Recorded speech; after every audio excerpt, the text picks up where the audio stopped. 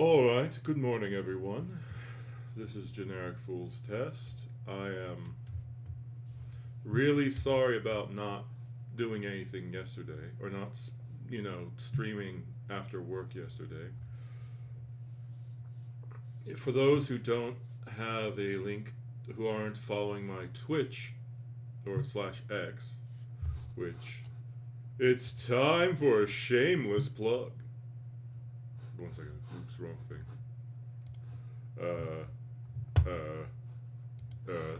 Okay, there. But, oh my, 4 viewers already. But anyway, yesterday I couldn't stream because, hi person. Yeah. And hi Drifty. How are you both doing? I was gonna talk about how yesterday actually was ready to stream earlier. And then a friend was like, hey, you know what? Let's stream together. And then my friend was just like, okay, I just am going to eat lunch. And I'm like, okay, take your time, enjoy your lunch. And then 5 hours later, I see my friends on VR chat, and I'm like, so, I see, are you enjoying your lunch? And like, oh, I forgot. Yeah, I'm annoyed because in the morning stream I was like, oh, I plan to stream more often. It's just like, but and some important things happened.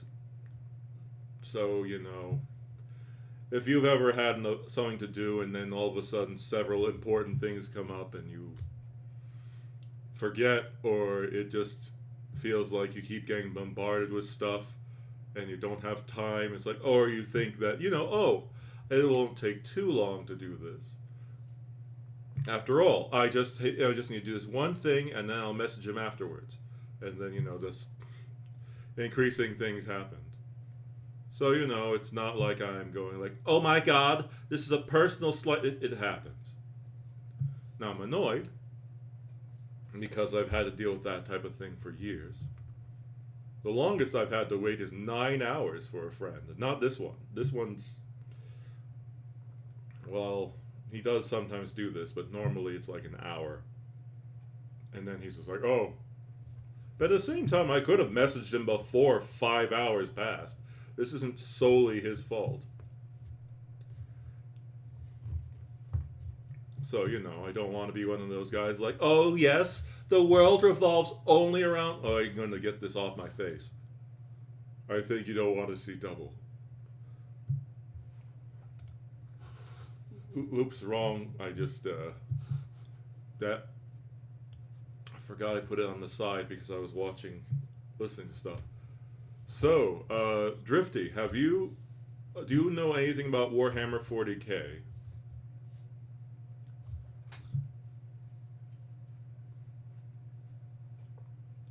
It's been a while since I've talked to you on stream, so I have no idea what your level of interest of it is.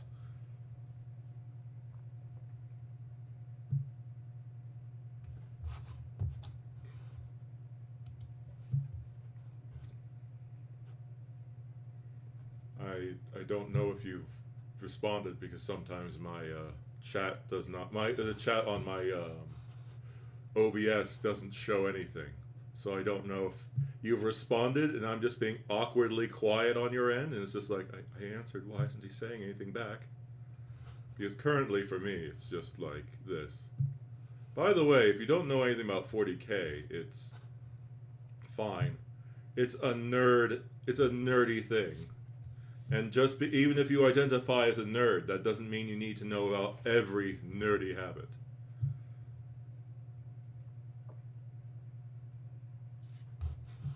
But either way,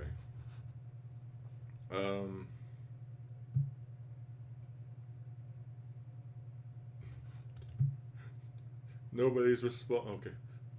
Oh, hi, Moon. Oh, did Somebody left on my end, so I have no idea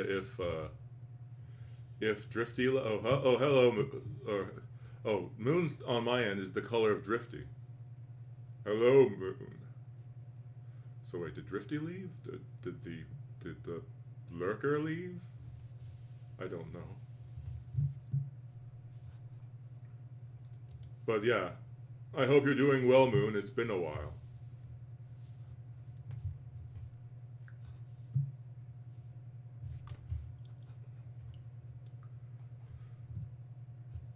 I still can't see anything on my end. I don't know.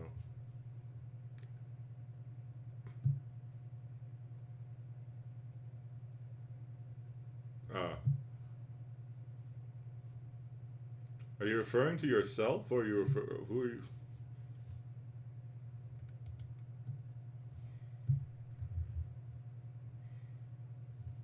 Oh, well, congratulations on the wedding.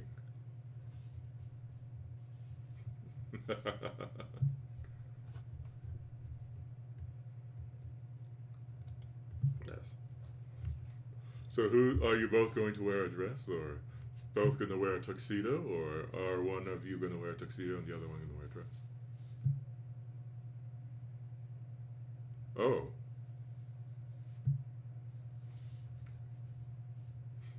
Yeah. I'm sorry, it's been a while.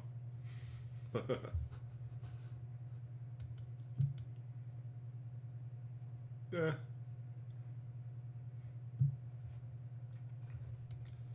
That's nice. Like wearing it. I'm sorry, I'm tired. I didn't mean to make it sound like I was going, oh, that's nice, whatever. I'm sorry, I didn't mean to come off like that if it sounded that way. I'm just like, it's a combination of me having trouble sleeping and then waking up too early to take my meds. And then also, I ended up not having anything to eat at home, and I can't cook because of the mice, or like it attracts mice in my place. Well, either way, whining about IRL stuff is not good. But yes. Moon, do you have an interest in Warhammer 40k, or do you know anything about it?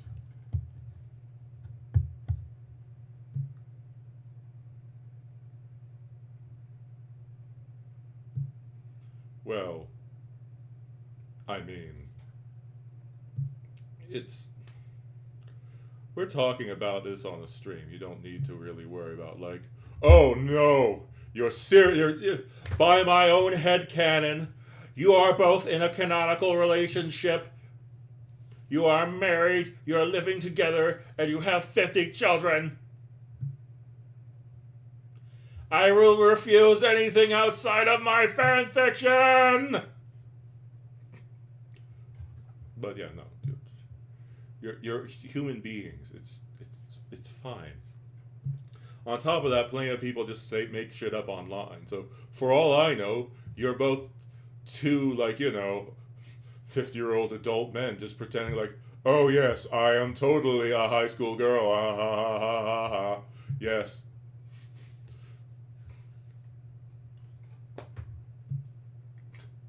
Yes, and according to, the stereotype, I'm actually an underage girl who's just, increased the bass in her voice.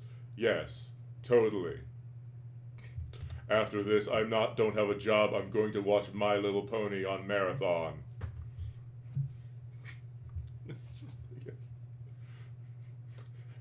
And Daddy's taking me to get ice cream later. Oh my god, yeah! I mean, yes, I'm going with my father to get ice cream. Indeed.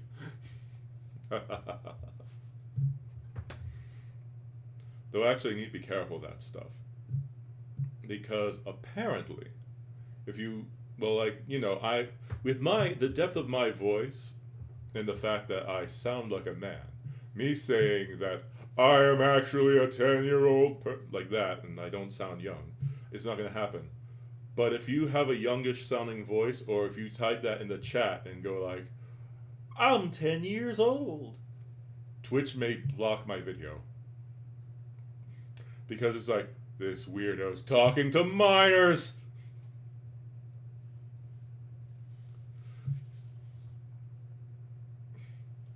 But But yeah, just either way.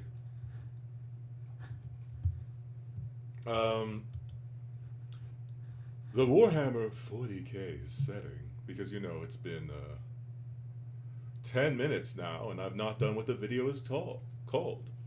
I have neither discussed Warhammer or done anything else. I mean, I'd love to talk to everyone here. Ah, yes. Indeed, I forgot random person is immortal. Hello, welcome back, Drifty. So, I don't know if you said earlier, just, also, I apologize if I call you Moon. On my end, you and Moon have the exact same color. So, I almost called Moon Drifty, like when she came in, and yes. Am I saying your name wrong?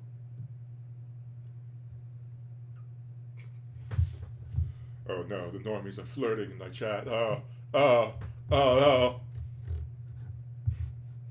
Fucking normie! That's it, sorry. I just had to say that, Being a weird internet loner means that I am required to complain when somebody says something that could be even mildly interpreted as an interaction with the fairer sex, as they say. Fool enters his incel arc. The joke is I was already in one! But yes. Either way. So, I don't know. I'm sorry to ask this again, because as I said on my end, I can't see anyone answering. I know person has been a hostage who I've had listen to my 40k ramblings, but have the two of you know much about the setting or anything? Because depending on your level of knowledge will affect whether I go deep into the lore or whether I cover more. Hell, hey, these are some neat moments or things that you don't need to know jack squat about to find funny or amusing.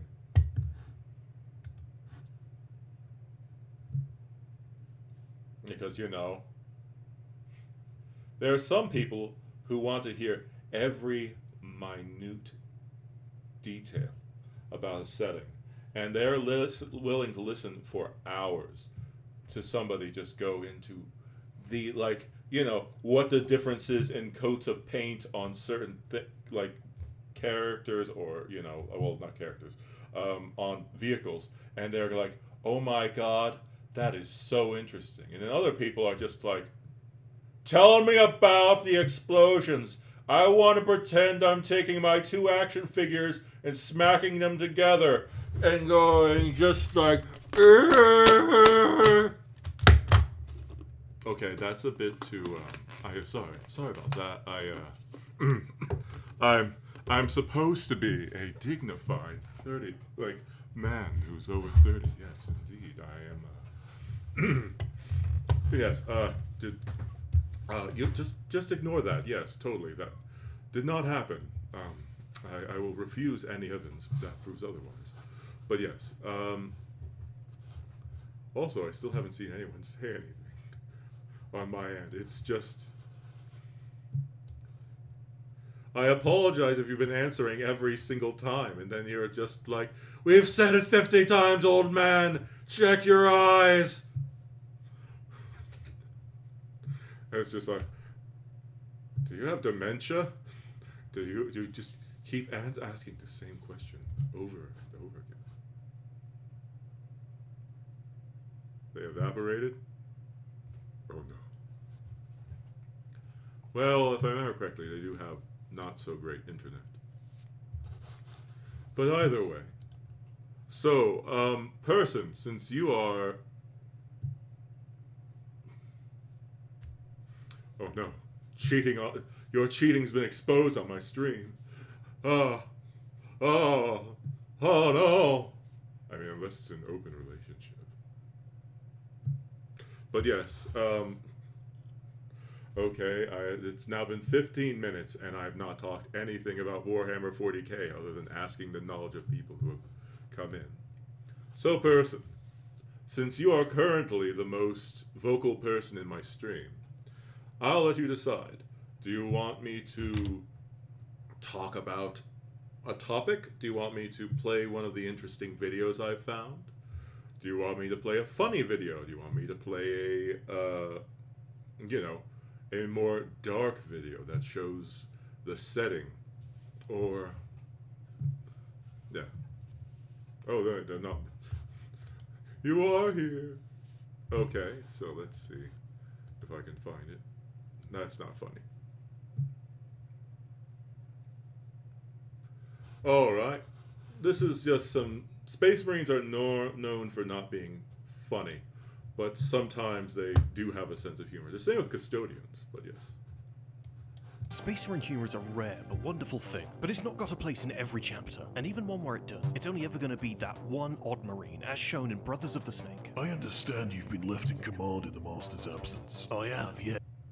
Loco Master of the Chapter House. You know how dull that is? No wonder Satan is itching for war. It takes me away from my other work. Mandates to approve, parades and exercises to observe, petition selections, all manner of inventory to consider. And the equerries, oh the equerries by the throne. It drive a man mad with their fussing and their lists. I can't bear them. I've killed 4 or 5 of them already. Priad said nothing. It's alright. I've hidden the body as well. Priad blinked. Funny. You can spot a tracer round flying at your head in time to duck it. But a joke? That was a joke? Well, I haven't killed any equerries. It's frowned upon. Priad smiled. There you see. And they say Astartes has no place for humour. Why are you here? Ah, we're getting philosophical now, are we? Sir, please. Space Marine... But yeah. I killed them all. I killed 4 already. It's just like, what? But yeah. And then there's of course, the next one, which is with a custodian. Or no, this is a Primarch last with Immortal. But yeah. This one's Truly, also the very fun. Astartes, the Primarchs, and even the Custodies are still human at their core, as shown in Saturnine by Dan Abnett. Half a kilometre out and closing, my lords. Said the militant General Burr. Understood, Connors. Said the Primarch, as he glanced across at Captain Rolderon and Constantine Valdor. The day's work is at hand. He said. They both nodded. Give the word, Lord. Said Valdor, and the Khan smiled. The first captain has zone command. In fact... Important to note, because I don't know if Drifty and... Well, actually, I don't know if I explained the Primarchs to either of you. The top of the human empire is the Emperor of Mankind. There are the Primarchs, who are considered his divine sons. There are the Custodians, who are basically the enforcers of the Emperor's will. And then there are the Space Marines, who are called his angels. And then below them are the regular men and women of the Imperium of Man, who are basically like you and me. Okay, maybe not like me, but more physically adept. So they're talking to this regular general who's very surrounded by demigods. And he's like, in fact... Our good Conus Burr has that honour. I'm simply here to expedite fluid function between Astartes and the army. Rolderon said, as all 3 superhumans stared at General Burr, the Khan, the Captain, and the Custodian. He adjusted his collar, which seemed to sit rather too tightly all of a sudden. It's my honour, lords, though, with respect, I'd rather strip bare naked and charge those bastards alone than give any of you 3 an order. The Khan's eyebrows rose, then he bellowed out a laugh. Rolderon glanced aside to disguise his smirk. Even the impossibly stoic Valdor smiled at the mortal general's remark. You're a good man, Burr. True. It's just like, if it's just like a bunch of saints and Jesus came in front of like a regular Catholic man, it's like, what are your orders? He's like, I'd rather. It's like, I'd rather like run naked around the street than to command you. Okay, this is a dark one.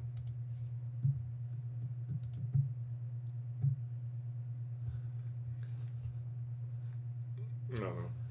Did you It's know that so- the sense of humor of but the yeah. Emperor's Custodians is actually far more human than you might think? Often Custodians get shoehorned into being extremely robotic characters due to their extremely purposeful and direct dialogue and behavior. However, that's not always the case. Some Custodians enjoy their deadpan and gallows humor, whilst others are actually capable of belly laughter. A great example of said deadpan humor is shown in The Master of Mankind, when after killing a World Eater, the Custodian would turn around and sit down on his dead foe's corpse, take a big sigh, and say, This has been the worst day since yesterday. or in Dawn of Fire, the Wolf Time, an Imperial Historiol would sit down next to the Custodian, Vichelin, with the two talking about borderline monotonous things. The Historiol would ask, if I understand you right, there's nothing random about your development. We are indeed created within very strict parameters. Then that means someone, somewhere, actually thought it would be a good idea to make Stratatius Tribune Colquhoun a total asshole. The joke at the expense of Vichelin's Custodian Superior made him laugh so loudly that it was literally deafening. Yeah, just. I mean, most of them are. These moments of levity are what I really like about 40K. Some people are like, no, 40K is just about the dark, grim moments. There can be no hope. There can be no happiness. Just suffering. It's just like, that's dumb. That's stupid. What makes a dark setting better is when there are moments of light and moments of levity, which show you that the world isn't entirely screwed, that there's some hope, there's some reason to exist, because some of the dark stuff can be just stupid. It goes around from being tragic and dark to like really dumb.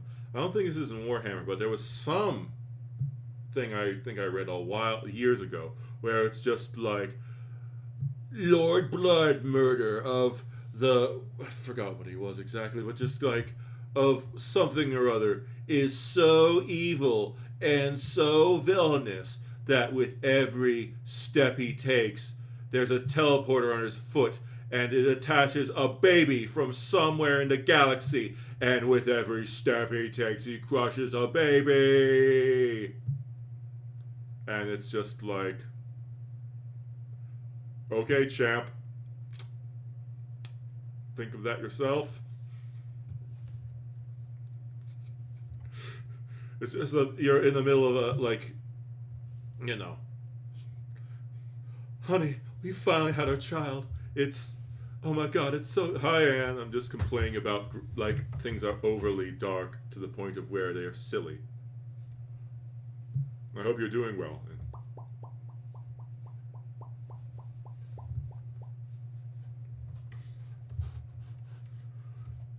I'm complaining about the darkest...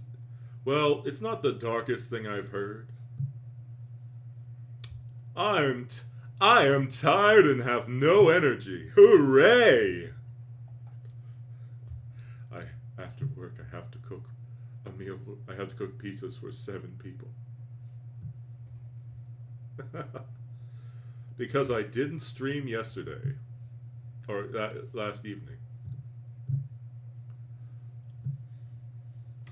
And I said in the morning yesterday that I was going to stream more often. And then in the afternoon, a friend said that, hey, I actually want to be on stream with you. And I'm like, okay, let's do it. And then it's just like, oh, I just want to finish lunch. And then 5 hours later, I'm like, so, enjoying your lunch there, buddy? And then he was just like, oh, I forgot. Which, it's... To be fair, a number of important things happened. And then, I'm not going to tell you about his private life. That would be a breach of my... that would not be a good friend thing to do. Well, yeah. I mean, I hate it when it happens to me, but that's because I had to deal with it for, a certain friend I had for 20 years who would always show up hours late refused to answer any messages. And when they finally came, they said they were busy, and I was being unreasonable and stupid for asking him to at least send me a message when something came up. So, you know, as I said, having to deal with that for like 20 years means that my fuse for that type of thing is very short. Although the other thing that's annoying is I understand that, you know, the world doesn't revolve around me, but it's because it's happened so many times that it's just really, really annoying. The longest I've ever been kept waiting by someone is 9 hours.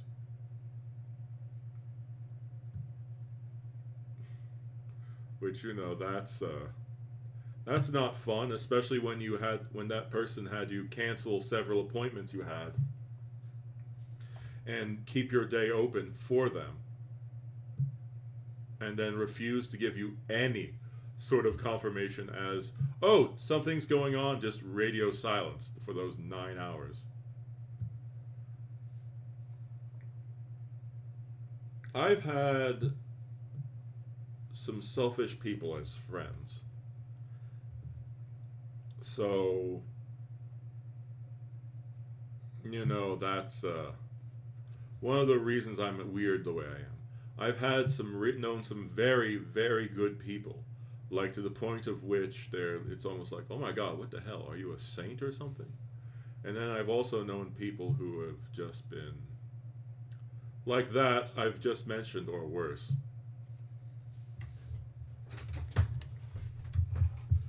I mean, I've never had anyone be physically abusive towards me because, you know, when you quickly grow to be 6 foot tall and you're muscular, and people know that you do martial arts, they realize it's a bad idea to try to attack you physically.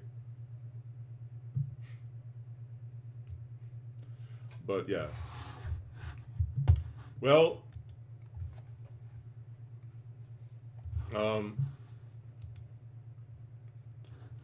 don't know. I was going to ask you about one of the games you played recently, Anne, or like the newer games you got. Like, have you been enjoying any of those games? I mean, I haven't been checking Steam much. 1 second, just gonna switch to just talking since I don't want to reveal anything. So, have you been enjoying like the main lane or Minami Lane? Or that's good to hear, because it's Minami Lane and Lodenoth were like labeled overwhelmingly positive. So yeah, that's good to hear. Because it was on, I knew it was on your wish list before you got it, so I was just like, you know, there are some games which are labeled as overwhelmingly positive, and then they're just not great. Oh, although it doesn't have, 1 second. Oh, I thought I had switched back to screen share before. I don't want to. There's a number of games, since you seem to like the cat finder games. Let's see. I'm still not on screen share, so I'll go here. There's a few that you might want to try. These are free games, or free puzzle games, and stuff like that. So they have stuff like the 100 Ninja Cats, which, you know, since you play the other like cat finding series, I don't know if you'd like that one. And then there's, of course, you know, well, there's just a number of them. I've covered several of them in like the supposedly good free Steam games. Wait, is it? 1 second, just want to make sure that I've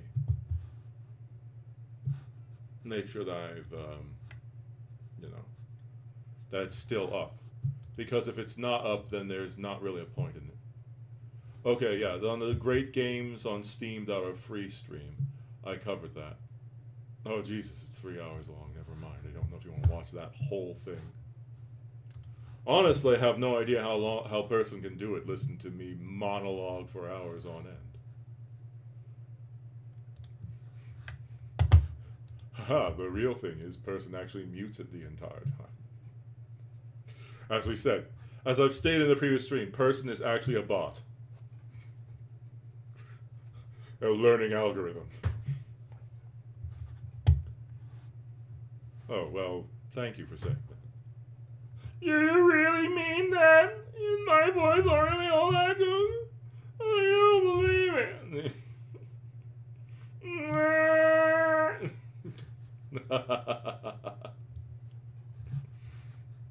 Well, yeah. I just wish that my content was a bit better. Though, you know, if I wanted to do that, I probably should watch other streamers, see how they do things. Because I know there's always a lull. Not everything can be 100% interesting 100% of the time. But, you know. Oh well. If I reach monetization, I've saved up, have a sort of fund, which well, technically it's not saving up money. Before I got onto financial aid, I gave my parents money to hold on to, so that way, since I don't have a credit card, they need to purchase stuff for me. So I've given them the money ahead of time to be able to, one, I guess, pay for potentially an editor or get certain art commissioned, but I'm only going to do that if I get monetized. I can't hold on to that money myself, because that would basically be like, you know, the thing is, it's not saving up money. It's just I've basically purchased things in advance and given my parents the money to purchase the thing, and I can't access it myself. And I've told them it's only for that purpose.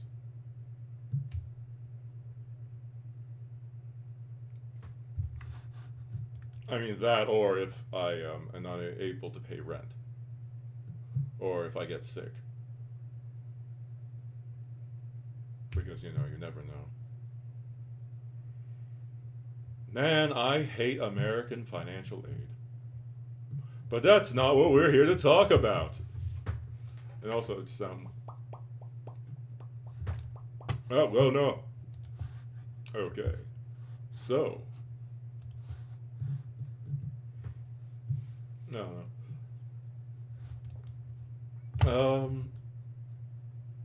Well, listening about the funny things from this setting are nice. It's also, oh, Anne, I forgot. Do you know much about this setting? I'm sorry if I've asked you before. Or the Warhammer 40k setting. Because I know Person and Moon like horror. And this setting does some horror very well. Oh, I'm supposed to be talking about, this stream is supposed to be talking about the, oh. Okay. I just asked you a question. I was saying a heartfelt thing, like about thanking you for always paying attention and never, you know, turning off the stream, but how could you, Anne? How? I was really opening up my heart there. How could... Okay. No, it's fine. I was kidding.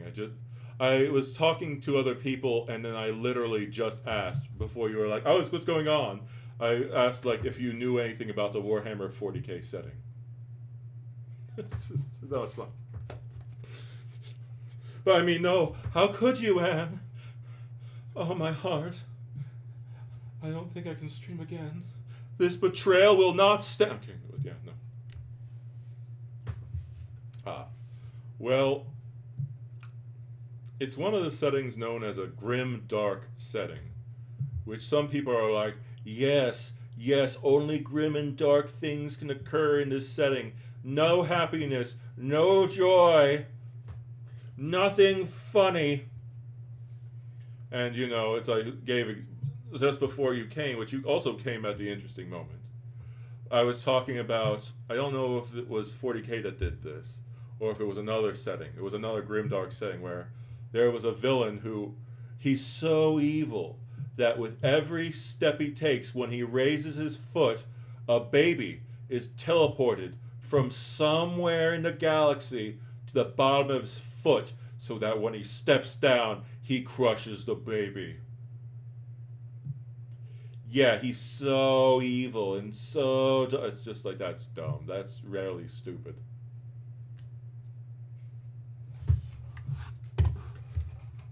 There's a certain balance where, you know, if something's too dark, it's just, you know, kind of like, okay, get on with it, Jesus. Or, you know, it's just like, okay, if every waking moment is pain, if nothing's good, then why is it that people continue trying to live? Meanwhile, when you have things like, I have a family back home, I want to take care of it. That's a very simple thing, but at the same time, most people have people they care about on some level. And watching people do their best to overcome said challenges that occur in the setting is great. And also, because they often fail, it also makes it so that it's not like, you know, and the heroes won again. Oh boy. And it's just like, no. Things went badly. Things went horribly. Even if they won, it was a very Pyrrhic victory. Or, you know, they won, but at what cost? And then there are some novels like The Infinite and Divine, which is about the spooky, scary space skeletons. Oh my God, why did I say Tyrannus? Man, why did I forget the name of the Necrons? Basically, the space cyborg, the space android undead. Most of them are thoughtless machines that silently and eternally crawl closer to you with their weapons of such advanced technology that they appear to be magic. They're able to, in a single shot, rend the flesh from your bones, breaking down every molecule of your body. And their leaders are a bunch of pricks who hate each other. This is a not-so-secret secret. If the Necrons all united under one banner as a faction and fought the rest of the galaxy, they would win. Hands down, they'd win so fast, it's not even funny. However, the reasons they haven't won is, one, most of them are asleep. And then two, rather than, you know, trying to win the setting, they're too busy killing each other and engaging in millennia-old grudges that they had back when they were alive. So it's just kind of funny.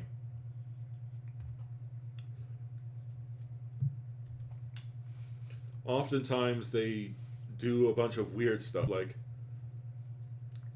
the two main characters of the book series The Infinite and the Divine are Trazyn the Infinite and Oricum the Diviner.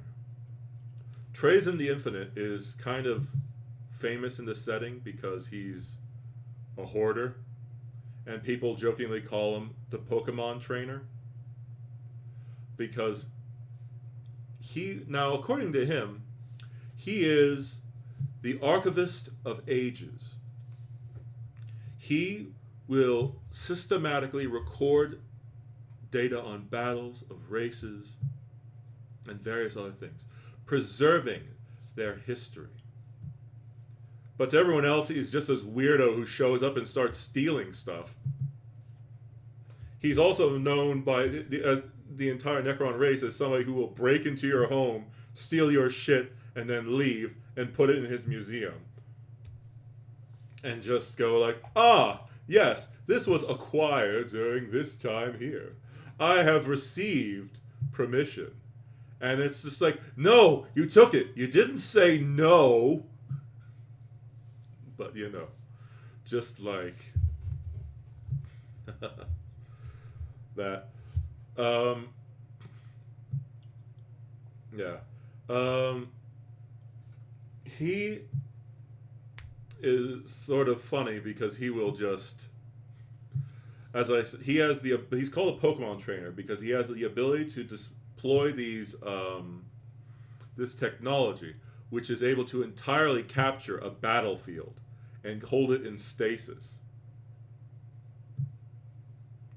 So he's captured entire battlefields, entire fleets, entire cities in these containment units, and they're preserved perfectly. And if you ever get to go into his museum, which is just sprawling, it is the accomplishment of thousands of years of him hoarding knowledge and various other things. Races that were extinct. The Necrons were active before the corruption of the warp, or the immaterial, which I realize person might be the only person here who heard me talk about it. And Warhammer, the immaterium, is sometimes referred to as hell, but in actuality, it is the collective realm of unconsciousness, and every thought that a sentient being will have, has had, and will ever have exists in the immaterium, or as the warp, as they call it. If enough people believe in something for long enough, its presence will exist in the warp. And by praying to someone, and enough people believing someone is a god, and praying to them for enough time, for enough years, will elevate that person to godhood. It is also a realm where all the monsters, all the angels, and all malevolent beings ever dreamt up by people exist. It is used for faster than light travel in Warhammer 40k by humans and the orcs. Now, the realm of chaos, which is, another name of it, but the warp is usually what people call it in the set, or humans call it in the setting. The realm, it's also called the realm of chaos because the 4 big bad guys, who are the demon gods of 40k, Slaanesh, the prince or princess of pleasure and excess, Khorne, the god of war, Tzeentch, the changer of ways, and Grandfather Nurgle, the plague lord. Now, each of them is supposed to represent a positive and negative aspect. For example, Slaanesh, although Slaanesh is supposed to be the god of excess, they are also supposed to be the god of joy and just pleasure.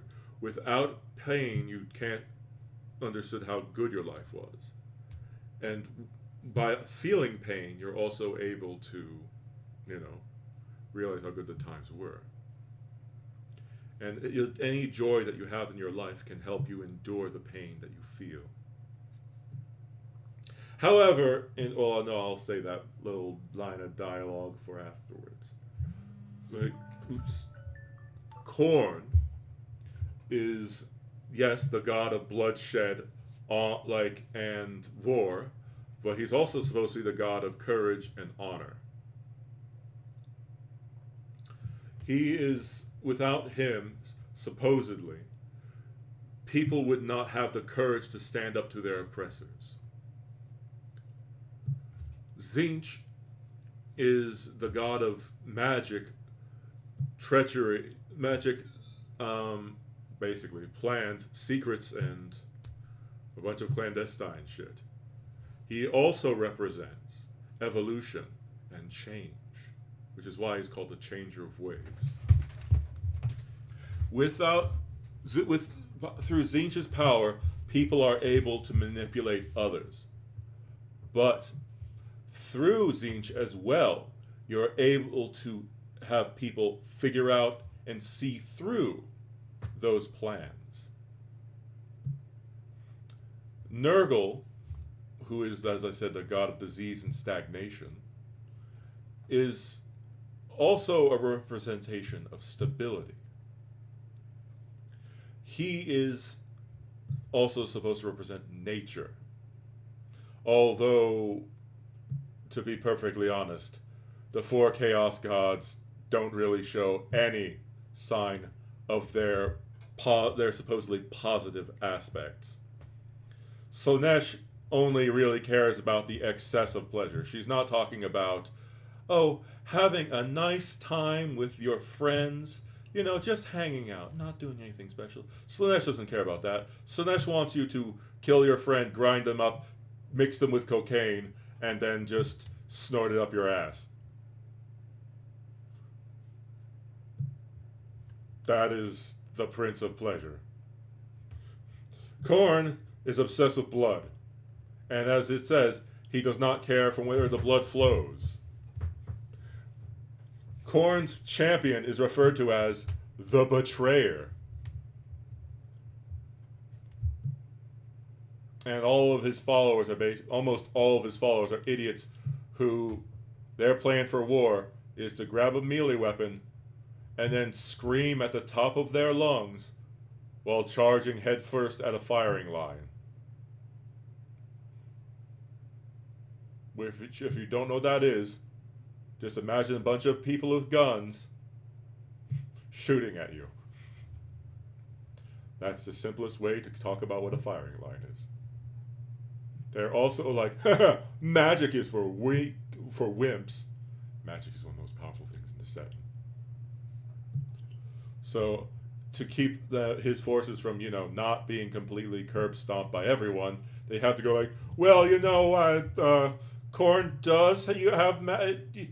does not use magic. He uses sorcery.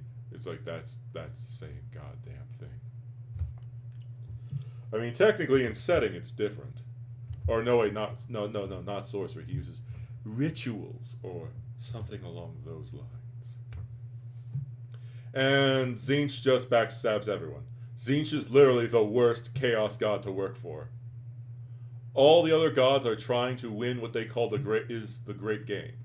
The great game is the four of them fighting for supremacy. Tzeentch is like, I don't want the great game to ever end. So anytime anyone is getting the upper hand, Tzeentch will basically throw a wrench. If Tzeentch is starting to win, he's like, time to sabotage myself. Which is like, really obnoxious. Also, Tzeentch just cares about not being bored. If you are a loyal follower of Tzeentch and dedicate your entire life to serving the Changer of Ways, he may just warp you into a chaos spawn, which is, a mindless, weak being of chaos, just because he finds it funny. So, literally the worst god to serve, because, his favorite champion is somebody who hates his guts and is trying to break his control over him. But he's just like, oh yes, you're my favorite because you're not sucking up to me. And it only works with him. Other people who are just like, fuck you, Tzeentch, like, don't talk to me that way. It's so annoying. And then Nurgle's just spreading disease. I forgot, the positive thing about Nurgle is he's also supposed to represent people's endurance an ability to withstand diseases. However, he also basically just, makes diseases all the time and basically makes them as painful or deadly as possible. And if you don't die, he's like, "Hey there, champ. Want me to end your pain?" At which point, if you say yes, he'll turn you into an abomination of let's just say he turns you into body horror. Because I don't know if people want to hear that this early or for and this late. It's very gross, which, they also have, in spite of that, a very sunny disposition.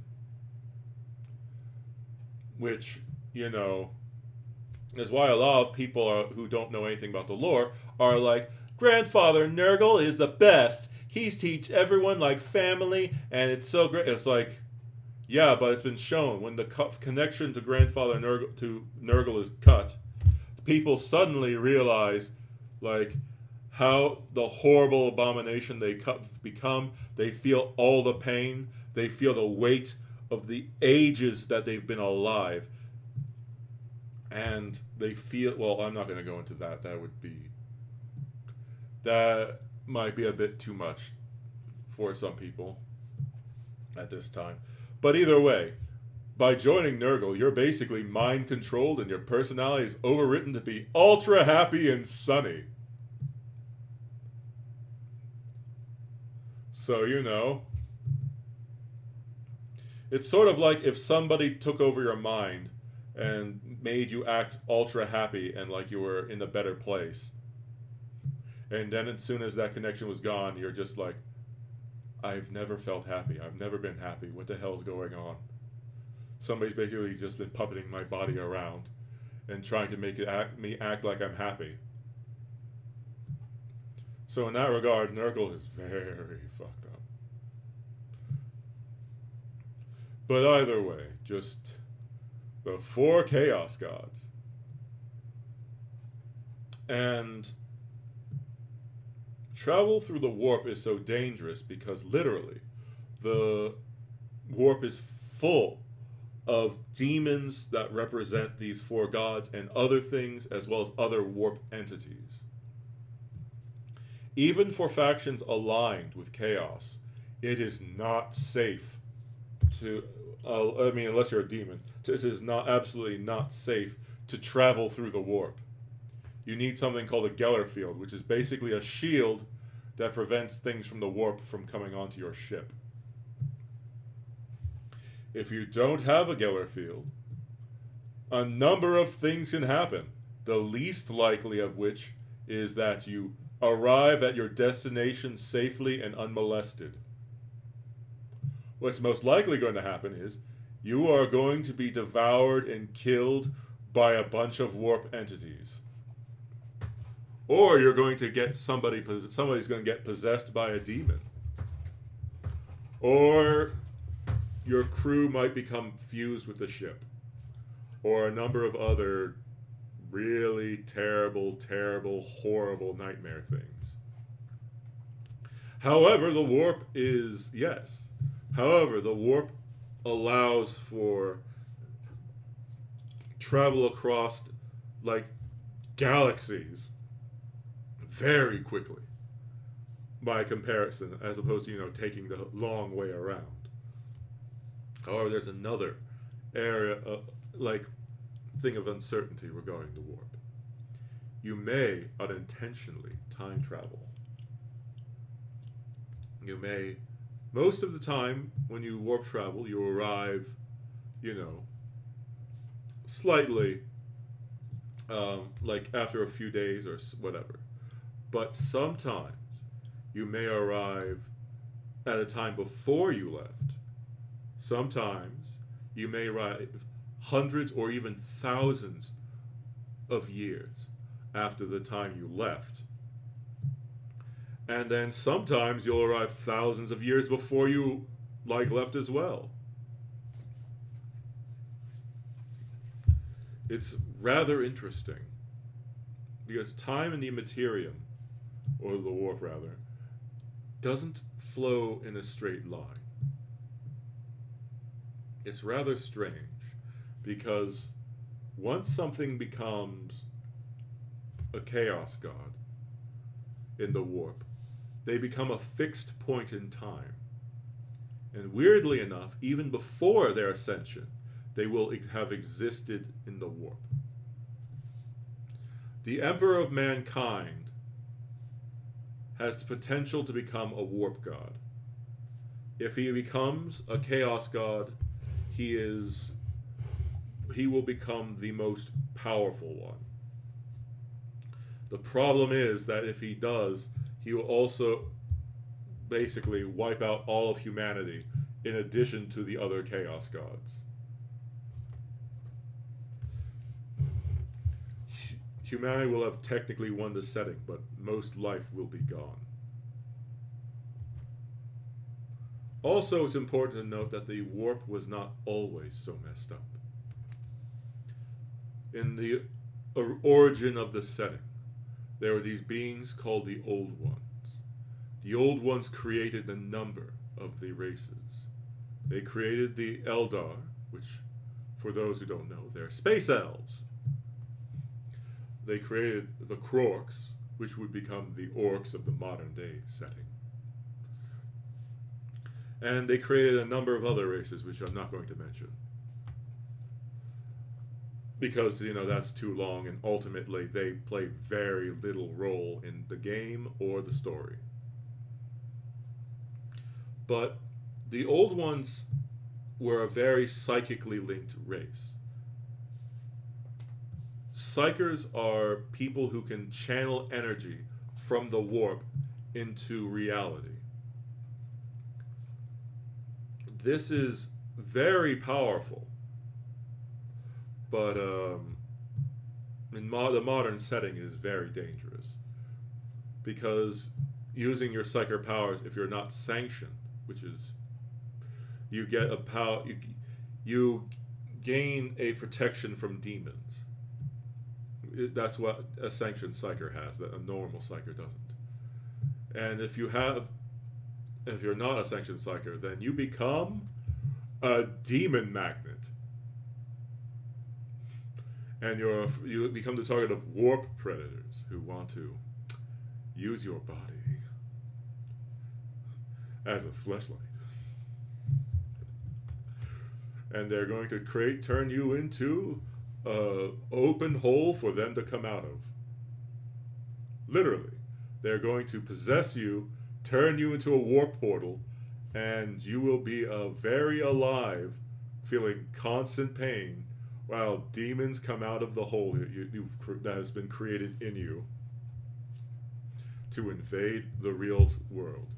Yes, that's why unsanctioned psychers are so dangerous, and why a lot of the universe is very skeptical of them. Outside of the Eldar,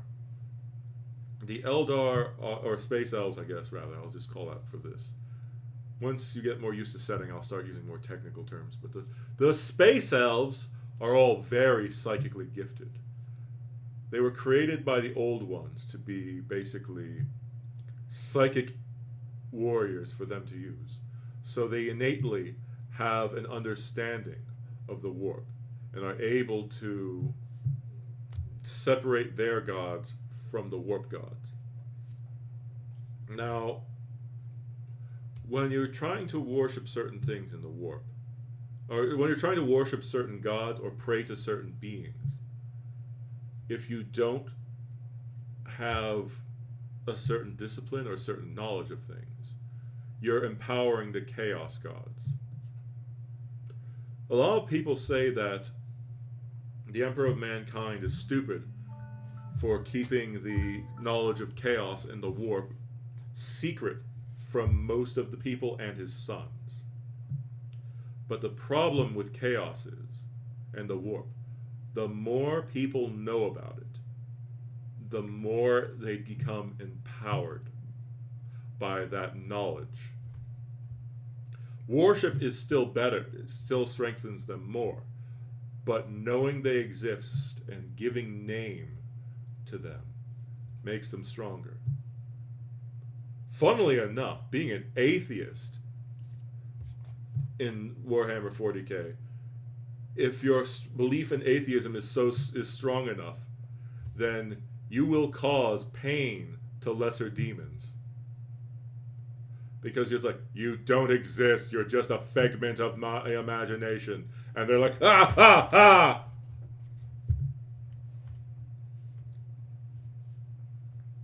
But you know, that guy is particularly self-absorbed. He also tried to do that when he drew the attention of one of the Chaos Gods. Not like a fragment, the literal Chaos God, instead and like, so, saying I don't exist, like, you're not real. Like, of course I am. And he barely escaped that alive. But yeah, that's let's leave Fabulous Bob out of this. I mean Fabulous Bile, sorry. Just trying to be silly. But yeah, either way, the reason the Immaterium is so messed up is because of I'm going to skip some of the dialogue, but I mean, I'm not reading from a script. I'm just trying to pull the information I know from my mind. Like, there's certain things I want to go into more detail of, but I'm worried that might take an hour. And I don't have an hour. So, the Necrons, before they became the Necrons, were called the Necron tier. They had horrible lives and were constantly sick, constantly ill. The only good thing they had was that they were really good with technology. Now, seeing the old ones, as one of the few races the old ones did not create, they're like, please, our people are riddled with disease, we're all suffering from cancer, our lives are miserable. Please, give us some help. Or we've seen how you can manipulate races without the genetic and racial races without any sort of difficulty. Can't you please help us? To which the old ones were then like, fuck you, bitch, and then ran off. Which made the Necrons here rather angry, as you can imagine. Though to be fair, from the old one's perspective, the Necrons here are like, give me stuff for free! So they're like, yeah, no. So the Necrons here declared war on the old ones. Which, as you can imagine, declaring war on a bunch of people who are ultra psychically powerful can warp reality to their whim and can create races dear to their own personal preferences, or to suit roles that they wish them to, is a bad idea. So the Necrons here were getting their asses beaten. And then they discovered something strange. There was this weird cloud that was surrounding a sun, and it was seemingly eating something over the sun, which was the gases released by it. Now, for some reason, the Necron tier were like, hey, let's make these ultra big, like, robot suits using our advanced technology, and then shove these weird random space dust thing, like organisms, into it and see what happens.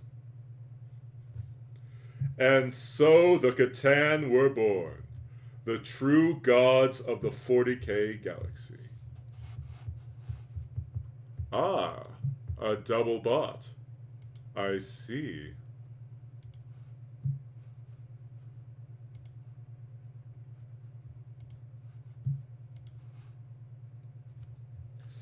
But yes, the Catan are, rather than the gods of the Immaterium, which, as I said, are basically thought constructs, the Catan are embodiments of the real world.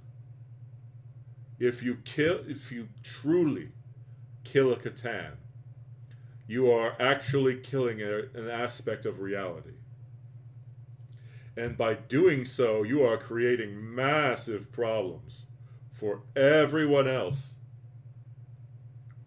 So, by gathering up other little space dust and shoving them into their own super ultra mecha robot bodies, they created them. And the Catan said, hey, we have a way to make you guys stronger. Make it so you will no longer suffer from your ailments. And we will help you win against the old ones. At which point, the Catan, not the Catan, the Necrontyr were like, yes, please, help us. At which point they're like, ha ha ha, taking your souls. So the Catan devoured all the souls of the entire Necrontyr race, but shoved their minds into the bodies of these special robotic bodies made of a material. What was the material called? I forgot what the name of the material was called. But either way, with the consumption of their souls and the transference of their bodies into their minds into these new bodies, the Necrontyr were no more. They were replaced by the Necrons. Now, the problem for the Necrons is that most of them are mindless automatons that have no will of their own. The only people the only Necrontyr that manage to keep their sanity and keep their minds are the more powerful or stronger-willed ones. Basically, the leadership of the faction are the only ones who have any personality. Now, the Eldar, and the old ones are very good at dealing with warp stuff because they can just shoot massive blasts of lightning from hell at people. The problem again is that against the Catan and against the Necrons, that doesn't really work terribly well. The Necrons and the Catan have technology that they can use that will block out the warp and cancel psyker powers. Plus, the Catan can just start beating up the old ones who were mostly psychic beings and start eating them. Because after, eating the souls of the entire Necrontyr race, the Catan were like, oh, hey, you know what? Souls taste a lot better than what we were eating before. So they just started devouring souls of anything they could. And their desperation, the old ones were like, we need to create a race that's going to be shock troops that will just never tire, never give up, and will always be hungering for war. So they created the Krorks, who are always fighting, regenerate, are super strong, and are able to create technology without having much. They're able to just basically smack two pieces of metal together and then make a gun work without having ammunition or anything else or proper wiring. They're just, through the power of their weird abilities, just able to manifest technology. And the Orcs and the Eldar working, as long with the old ones working together, managed to hold back the Necrontyr and the Catan. And for a while, they were starting to win. At which point, 3 of the Catan decided to work together and devour the souls of every other Catan. And they are what is his name? I forgot one of them. One of them is the aspect of death. Another one is the Void Dragon. Then there's the Deceiver, who... I wonder what the Deceiver does. He's the one who convinced the others to devour the souls of the other Catan. So, after doing that, those Catan became ultra powerful. But the Necrons decided that, you know, they had quite enough of their gods. So they also killed one of them, which is how we found out that truly killing a Catan is a terrible idea. And the result of killing one is something that the Necrons are afflicted by, which is called the Flare virus. Now, you'd think that by killing, as a robot, they would be unable to be infected by a disease. But you would be wrong. The Flare virus changes Necrons from being these, as I mentioned, seemingly soulless automatons into basically ghouls. Now, they don't grow flesh, they don't do anything else, but they develop the unresistible desire to devour flesh. They start to change. Their normal skeletal hands become claws. And whenever they kill an organic being, they will skin it and wear that skin over their body. They will also try shoving bits of flesh into their mouth, which, as I stated, they're robots, and their mouth was never meant to move. There are little openings, but they'll just fervently try shoving little pieces of flesh and other organic material in it. They will become drenched in blood and various other bodily substances. Don't be weird. Don't be weird, Internet. It's mostly blood, and it's mostly because they want to eat it. But they're unable to. So as a result, their hunger can never be sated. They are often horrifying to watch because they exclusively take part in melee in close quarters battles, always searching for new things to kill, always searching for new skin to acquire. The Flare virus will destroy the mind of them. And they often exist in a sort of weird pocket dimension that they've created for themselves. Sometimes they won't kill a victim. Sometimes they'll just grab a number of living beings and just drag them into their mirror dimension, or, well, not mirror dimension, but pocket universe, where no one will ever see them again. The only thing that people who have said after seeing them walk into the portal is that on the other side seemed to be a realm full of flesh and blood, and there was an ungodly stench that came out from it. Because, you know, they don't wash. But yes. Alright, so I'd say in 15 to 20 minutes I have to leave, but yes. Now,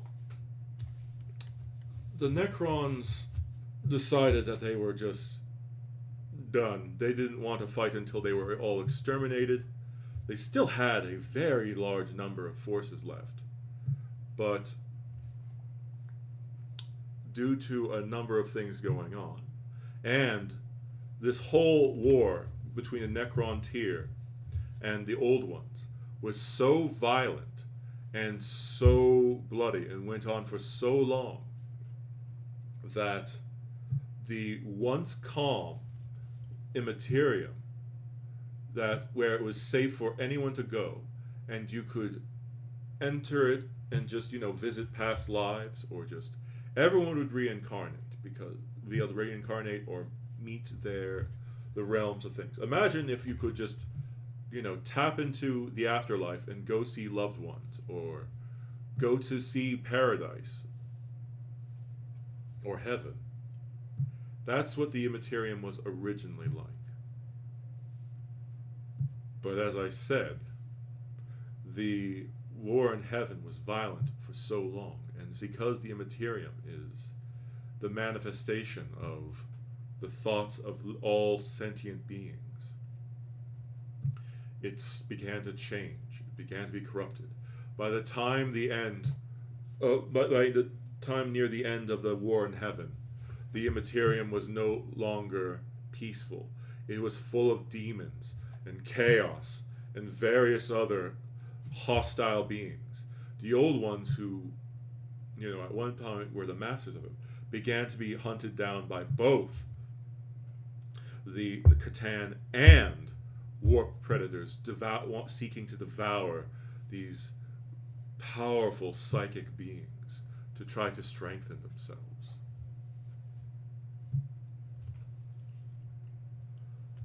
So, the king of the Necrons, the Silent King, decided that what would be best for his race's survival is to go into hibernation and hide away from the old ones and their armies, to just wait things out. They had plenty of time. So the Necrons went to sleep for thousands of years. Well, for millennia, rather. Or did I just say a different way of the same thing? God, I'm being stupid. Sorry about that. Now, rather than, fighting the Necrons to extinction, the old ones and the Eldar were just kind of like, okay, whatever, we've won. At which point, the Kroaks were like, we're going to fight you now. And then the old ones were like, oh, yeah, I just remembered. We made you guys so that you'd never tire of war and that you loved it. We forgot to make an off switch. And so the remaining old ones were continuing to be attacked by demons and the Kroaks, who basically annihilated them. Almost all of them. And then the Kroaks tried to go after the Eldar, but the Eldar were like, we're not going to engage you in regular combat. So instead of getting into a good fight, the Eldar just dropped meteors on them, or refused to fight them in a standard engagement. I forgot to mention that the Kroaks have the ability to adapt to their opponents. The stronger their opponent is, the stronger they get. However, the Eldar were basically playing with hacks.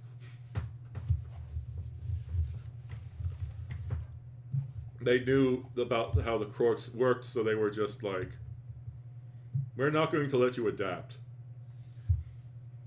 Eat meteor. At which point, the Kroaks eventually devolved into what is now the modern day orcs, where they're a lot dumber, a lot weaker, but they love war and people love them, even though they're kind of all monsters. And then the Eldar basically reign supreme, taking all the old one's stuff and acting like they made it. The webway, which is one of the safest and reliable ways to travel in Warhammer 40k, is an invention of the old ones. However, the Eldar use it and are basically like, yes, this is our webway. Meanwhile, the Necrons also use it. However, they call them dolmen gates, but it's just the webway. The webway, however, does have a disadvantage as opposed to warp travel. With warp travel, you can enter the warp anywhere, and then you can exit basically anywhere. With the webway, there are certain webway portals you must go into, and there are certain exits that you can take. So unlike the warp travel, where you can basically go, I want to go enter here and I want to leave here. You can do that with warp travel, but with the webway, you have to go, okay, I want to go here. Where's the nearest port entrance? Okay, I need to get there. And then it's like, okay, where's the nearest entrance exit to where I want to end up? And sometimes the exits are useless. Like if you have a space fleet, if the portal is on a planet, then you don't want your ships to exit the portal onto a planet. That's not good for your ship. But yes, for a long time, the Eldar reigned supreme after this. They were the most psychically gifted, they had the best technology, and they were the most numerous race in the galaxy at the time.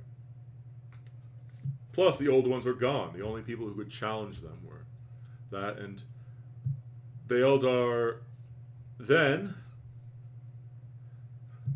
Okay, I need to briefly talk about the Eldar gods. The Eldar gods are, as I mentioned, the Eldar are a manufactured race made by the old ones. So there's the question of if the Eldar gods are, actual gods that they themselves brought into existence, or are they immense projections of warp power created by the old ones? There are some people who argue one way, there are some people who argue another way. It depends on how much you like the Eldar and how much credit you want to give them, or whether you believe that everything they have that's of value is basically a creation of the old ones. Now, I won't go into the full pantheon. Either way, there's mainly, I'd say, 2 Eldar gods that you need to know of. Kalamensha Kane, who's just often called Kane, who is the Eldar god of war, which is, yeah. And then there is a Sirogor, is it Sirogor? The laughing god. His name is, every time I watch a video with him, the person pronounces the name differently and slightly spells the name differently. Just call him the laughing god. Through he also whispered to the Catan that the deceiver, basically like, hey, if you think the souls of other people are tasty, then what about your Catan souls? Wouldn't that be extra tasty? Also, I didn't mention this, but the Necrons, as revenge for having their souls taken and being shoved into the metal bodies they now possessed, broke the Catan into fragments and used those fragments to power weapons or as a literal weapon of war. So the Necrons have literally defeated gods and now use them as a battery. But either way, the during the time before the modern setting and the time of Eldar supremacy, one of the Eldar gods who had the ability of future sight saw that the Eldar race would be responsible for breaking up Cain, the god of wars, power and shattering him. Now, something I didn't tell you about the Eldar god of war. He is the biggest asshole of the entire 40k setting. He is petty. He is violent.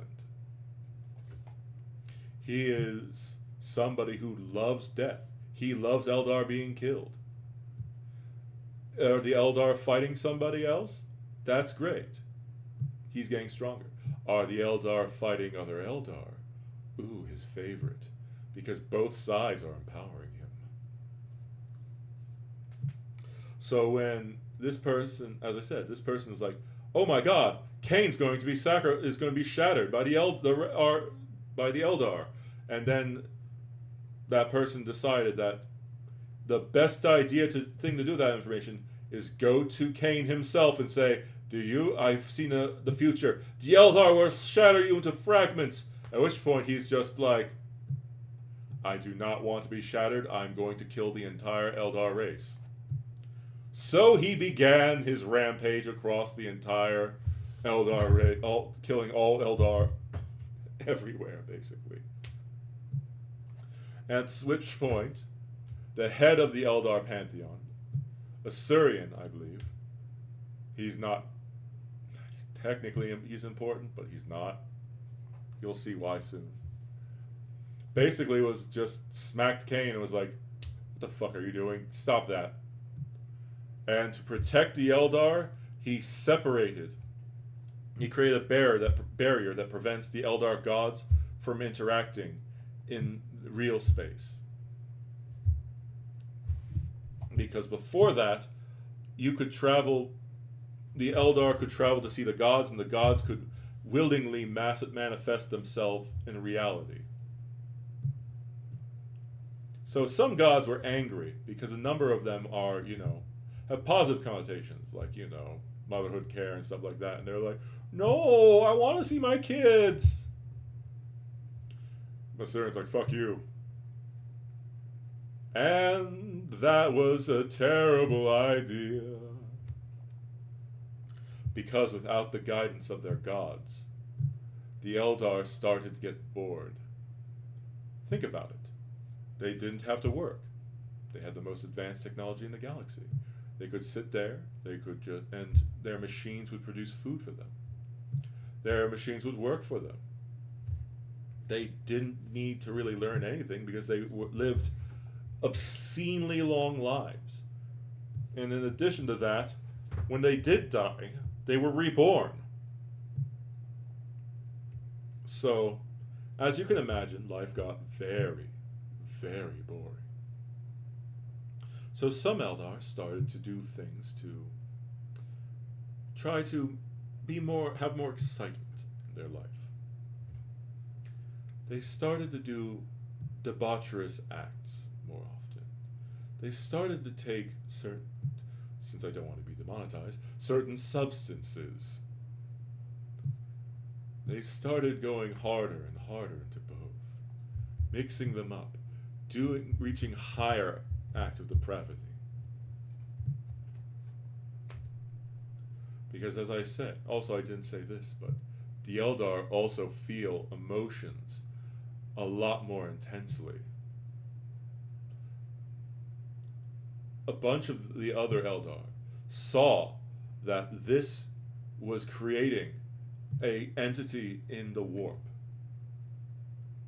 and decided to leave because no matter what they said, the rest of the Eldar refused to listen. The last to leave were the Craft World Eldar.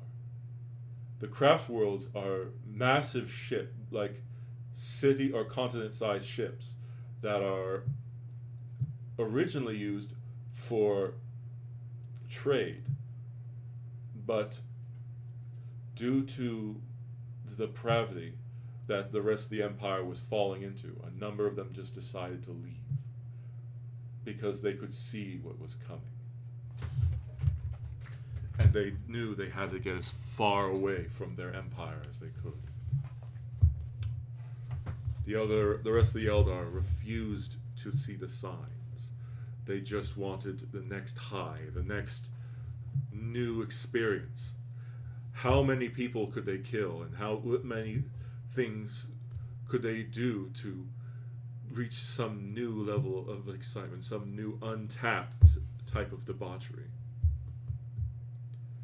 And after millennia, this culminated into the birth of Slaanesh, the Prince of Pleasure. Slaanesh is, in a way, unique to the other Chaos Gods. In that one, they are the only one who is depicted having a completely female form, although the Chaos Gods are technically genderless. And as the Prince of Pleasure, she can make herself whatever the fuck she wants to be, or they want to be. They are literal gender fluid, while also simultaneously not having anyone to begin with. But because Slaanesh was birthed by the Eldar, specifically, and because all their actions empower her, Slaanesh is both a Chaos God and an Eldar God. The birth of Slaanesh literally ripped a hole into reality, which was called the Eye of Terror. Through Slaanesh's birth, all Eldar souls became linked to Slaanesh, and Slaanesh began to devour the Eldar gods themselves. She managed to devour all of them, with the exception of Cain, the god of war, and Seogorak. I think Seogorash is his name? The laughing god, who, due to shenanigans, escaped. During the battle with Cain, who Cain was at one point one of the most powerful gods in the setting, he was shattered and broken into many different fragments, and managed to escape that way. Although there's an argument as to whether or not he could have actually won against Slaanesh, because Cain was wounded, but Slaanesh was also wounded from fighting literally every other Eldar god. There was one other survivor, Isha, the god of mercy and healing. She was saved by Nurgle, the god of disease. And a lot of people like portraying their relationship as husband and wife, because, they're like, oh, Nurgle's so... Like, no. Nurgle keeps her in a cage and basically shoves his new diseases he makes onto her and sees how long it takes her to heal. That's what he does. However, Isha also uses her powers to contact mortals to help them figure out cures to Nurgle's diseases. So in a way, it's good that she's survived, but she's still not in an enviable position. Through the power of Slaanesh, she began to mass devour Eldar souls and the Eldar themselves. So the Eldar had to come up with various ways to save themselves from being devoured by Slaanesh. Through the Craft World Eldar, they use something called a Soul Stone. Oh, well, actually, I have to go now. Sorry about that. Thanks for coming by. I really appreciate it.